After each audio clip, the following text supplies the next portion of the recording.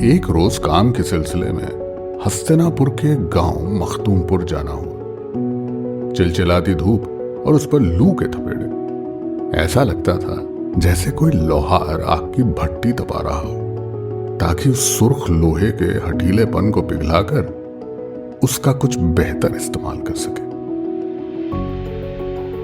ऐसे मौसम में जब कभी सफर पर निकलता हूं तो एक नींद का झोंका चला आता है, बिन बुलाए मेहमान की तरह, और फिर एक दरख्त के नीचे आंख बंद करके बैठ जाता हूं कुछ देर। मगर दोपहर की खामोशी में कुछ फितरत तो जरूर है कि वो आपसे गुफ्तगू की दरखास्त कर बैठे। अब जंगल का इलाका था और आसपास तो क्या, दूर तक कोई रूह दिखाई नहीं पड़ती थी। हालांकि कुछ गन्ने के खेत जरूर बिखरे पड़े थे उस बयाबान में, और इसी खामोशी में एक मुख्तलिफ सी आवाज पड़ी कानों में। थी तो किसी परिंदे की, मगर अलहदा सी। गर्दन घुमा के देखा तो पेड़ पर लटके बया के कई घोंसले नजर आए।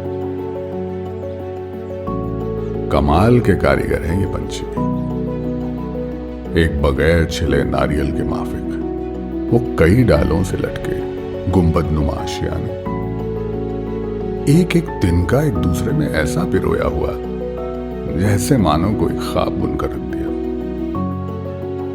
और इन्हीं में से एक घोंसले पर निगाह टिक गई मेरी। ना जाने कितने अरसे की मुसलसल मेहनत रंग लाने वाली थी उस दिन।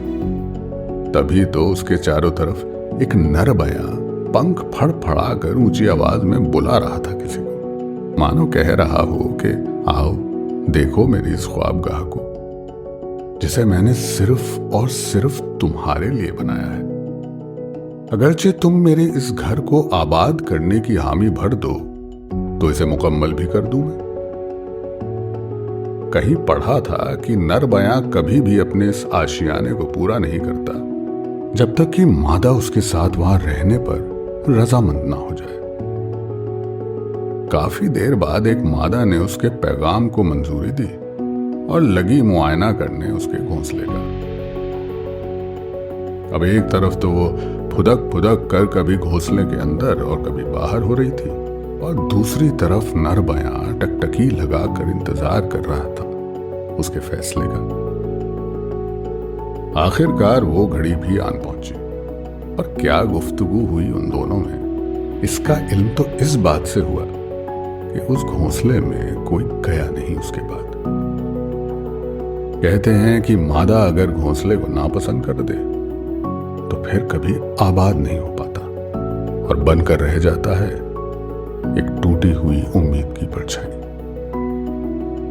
कुछ देर तलक तो उस अधूरे घर का रचयिता बैठा रहा एक डाल पर, सोचता होगा क्या कसर रह गई उसकी शिद्दत में।